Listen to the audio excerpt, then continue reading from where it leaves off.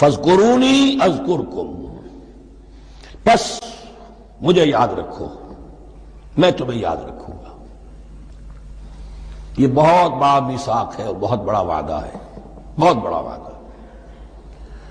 اور یہاں تک حدیث میں پھر اس کی شرح آئی ہے، میرا بندہ اگر مجھے اپنے دل میں یاد کرتا ہے میں بھی اسے اپنے جی میں یاد کرتا ہوں، اور میرا بندہ اگر میرا ذکر کسی محفل میں کرتا ہے تو میں اس سے بہت اعلیٰ محفل میں اس کا ذکر کرتا ہوں۔